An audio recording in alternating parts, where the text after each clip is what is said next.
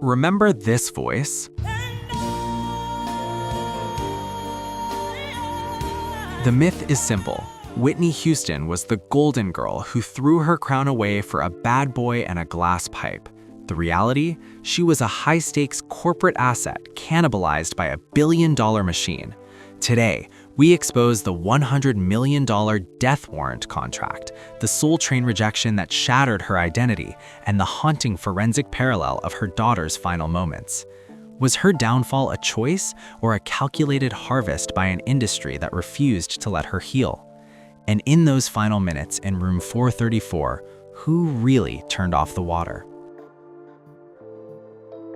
The timeline of Whitney Houston's collapse does not begin with a needle or a glass. It begins in April 1983 at a jazz club called 7th Avenue South. This was the 0 point. A 19-year-old Whitney stood on stage, her voice a celestial anomaly, and caught the eye of Clive Davis, the president of Arista Records. But Davis didn't just see a singer, he saw the catalyst for a new musical hegemony.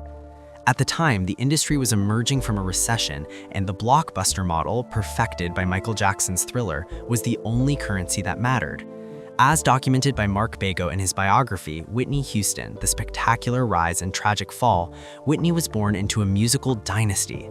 With a mother like Cissy Houston, a cousin like Dionne Warwick, and a godmother like Aretha Franklin, Whitney didn't just have talent, she had a lineage that demanded perfection. Yet, this charmed childhood was the first layer of the mirage. Bago highlights that from her earliest years in the New Hope Baptist Church, Whitney was groomed not to express herself, but to perform a specific standard of excellence. When she signed with Arista, she entered a systemic machine designed for crossover dominance. Clive Davis's strategy was surgical: strip away the grit of R&B to create a colorblind pop icon who could play in white suburban living rooms as easily as in urban clubs. This was the manufacture of a totally contrived artist. Her debut album wasn't an expression of her soul, it was a curated architecture of accessible pop soul, managed down to the last syllable. The paradox was immediate. By becoming the perfect crossover queen, she was forced to suppress her authentic self, her gospel-rooted identity, in favor of a sanitized version of blackness. This created a fundamental fracture in her psyche. While the world saw a superstar ascending to the stars, the reality was a young woman being hollowed out by the weight of a billion-dollar expectation. The voice became a product, and the woman behind it became a ghost in her own machine. To understand the subsequent hunger for rebellion, we must look at the moment she decided to burn the mirage down. The year was 1989. For the general public, Whitney Houston was the untouchable queen of pop.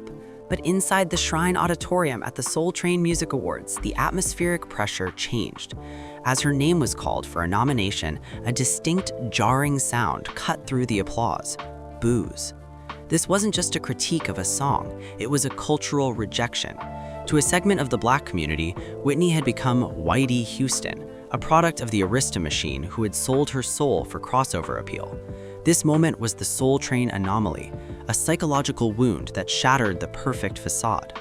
As documented in Nick Broomfield's film, Whitney, Can I Be Me?, this rejection triggered a profound identity crisis. Whitney wasn't looking for another Grammy, she was looking for a way back to herself. It was at this precise moment of vulnerability that she met Bobby Brown. The pairing was a statistical paradox. Whitney was the prom queen of soul, Bobby was the bad boy of New Jack Swing, a street-credible rebel who lived the life Whitney had been forced to sanitize. Their union wasn't just a romance. For Whitney, it was an act of identity reclamation. By aligning herself with Brown, she was signaling a divorce from the safe image Clive Davis had constructed. She began to pivot, demanding more creative control, leading to her 1990 album I'm Your Baby Tonight, which traded syrupy ballads for a grittier R&B sound. However, the irony of this pivot was systemic. As she sought realness through Bobby, she simultaneously entered the most commercially explosive period of her life with The Bodyguard in 1992. The soundtrack sold over 45 million copies, making her more famous and more branded than ever. The data shows a terrifying divergence. While her bank account reached the stratosphere, her personal life entered a free fall. The very year I Will Always Love You stayed at #1 for 14 weeks. Memoirs and later investigative reports reveal that the domestic atmosphere had turned into a combat zone of substances and survival. Whitney was trapped in a feedback loop. The more she succeeded as a global commodity, the more she retreated into the private chaos of her marriage to escape the pressure of being perfect. The world saw a goddess. Bobby saw Nippy, the girl from the Newark projects who just wanted to be home. But in that desperate search for a home, she built a prison. To the casual observer, the marriage of Whitney and Bobby was a clash of cultures, but beneath the surface of the tabloid scandals, it was a textbook case of psychological enmeshment. In her seminal work, Codependent No More, author Melody Beattie defines codependency as a phenomenon where one person's obsession with controlling or saving another results in the complete loss of their own self-identity. This wasn't just a toxic romance, it was a systemic merger of two fragmented psyches. As Beattie explains, the core of this theory lies in the paradox of the caretaker. Whitney, groomed from birth to be the golden child and the financial engine for her entire extended family, was exhausted by the burden of perfection. Bobby Brown provided the ultimate escape, not just from her image, but from the responsibility of being the voice. In this enmeshed state, their shared substance use became a bonding agent. It wasn't merely about the high, it was a ritualistic rebellion against the world that demanded they be icons. They adopted a Bonnie and Clyde mentality, viewing anyone who tried to intervene, whether Clive Davis or Whitney's mother Sissy, as a threat to their sanctuary of chaos. The tragedy of this hegemony is that it created a closed-loop system.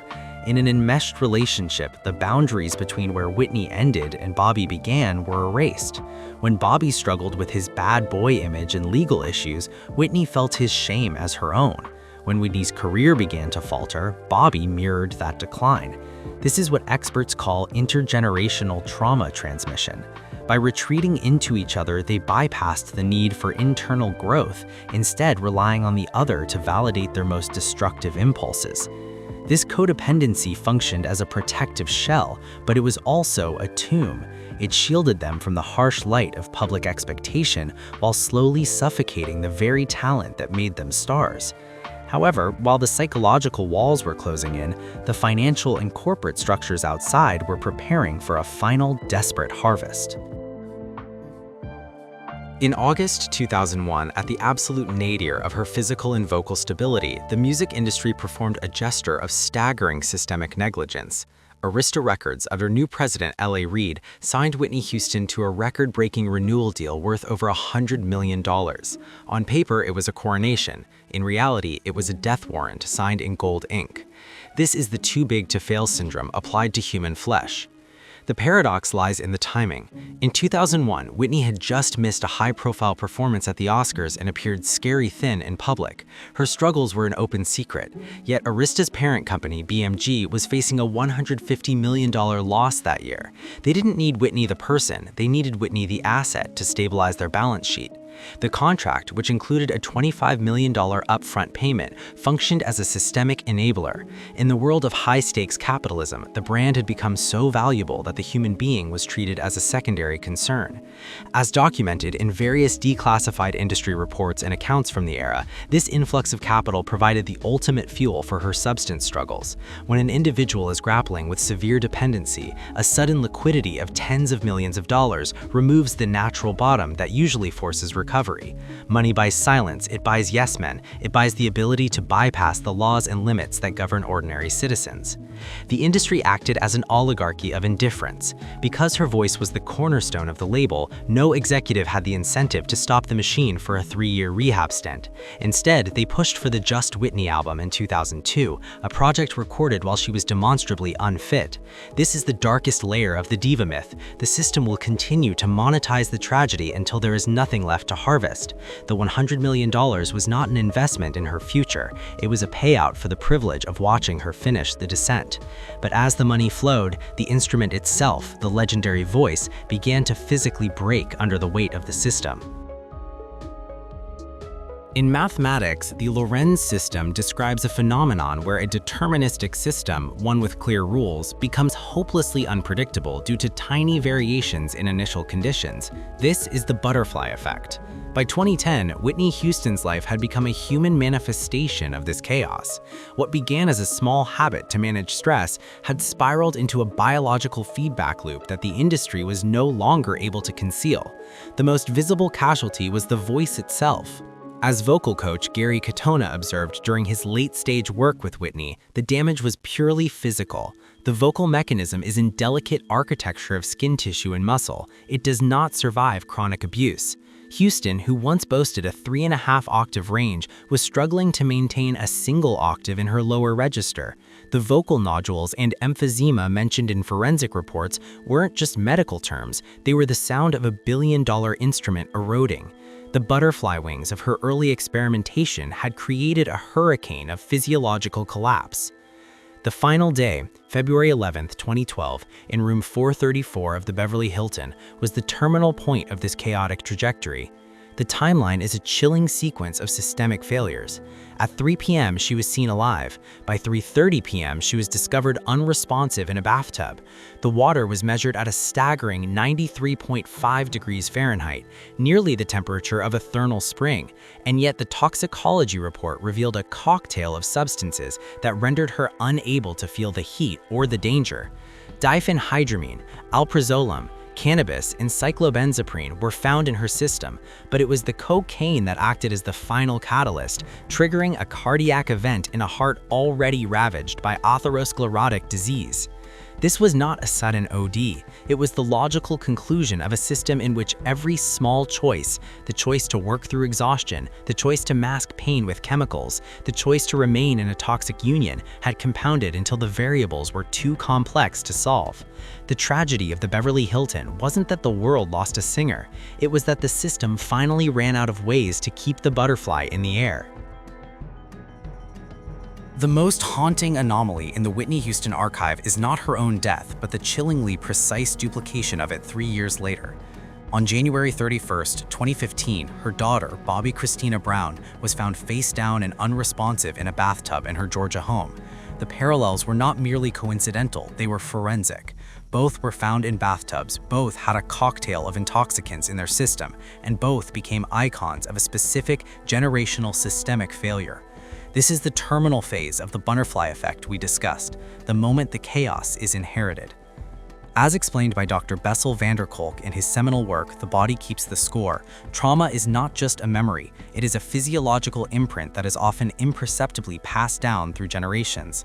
Van der Kolk's research into developmental trauma suggests that children of addicts often internalize the alarm systems of their parents. They don't just witness the chaos, their brains are wired to mirror it. For Bobby Christina, who grew up in the crosshairs of the 2005 reality show Being Bobby Brown, the 0 point of her trauma was televised. She was the witness participant to the codependent hegemony that eventually claimed her mother. The forensic details of Bobby Christina's autopsy, immersion in water complicating mixed drug intoxication, reveal a tragic intergenerational mirroring. In psychological terms, this is often a subconscious attempt to remain connected to the lost parent. By mimicking the circumstances of the mother's death, the child attempts to resolve a trauma they were never equipped to understand. The industry, ever the opportunist, watched this second decline with the same oligarchy of indifference it showed Whitney. Bobby Christina was thrust into a family reality show, The Houstons, on our own, mere months after her mother's burial. The system didn't offer a sanctuary, it offered a camera. Consequently, Bobby Christina's death at age 22 represents the final collapse of the Houston architecture. It is the ultimate evidence that without a fundamental intervention in these systemic enablers of fame and wealth, the cycle will repeat until the lineage is extinguished. The tragedy was never about a single night in the Beverly Hilton. It was about an inherited script that neither woman was allowed to rewrite. The story of Whitney Houston is often framed as a fall from grace, but a deeper dissection reveals it was a fall from an impossible architecture. We are left with a haunting paradox. The world fell in love with the voice, but was largely indifferent to the woman behind it. We consumed the greatest love of all, while the singer herself struggled to find a foundation of self-worth that wasn't tied to a Billboard chart or a corporate balance sheet. The silence that followed Room 434 is more than just the end of a musical era.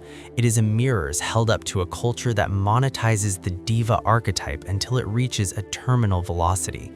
Whitney was a victim of the spectacle of the damned, where a celebrity's private agony becomes a public commodity, first as tabloid gossip, then as a cautionary tale, and finally as a sanitized legacy. We must ask ourselves, did we want Whitney to be healthy, or did we just want her to hit the high note one more time? Ultimately, the tragedy of Whitney Houston and the echo of Bobby Christina serve as a systemic indictment. They remind us that talent is not a shield, and wealth is not a sanctuary. Without the internal self-love she sang about, the external greatest love of the public is merely a hollow vibration. As we listen to the soaring crescendos of I Will Always Love You, the music remains timeless, but it is now haunted by the knowledge of what it cost.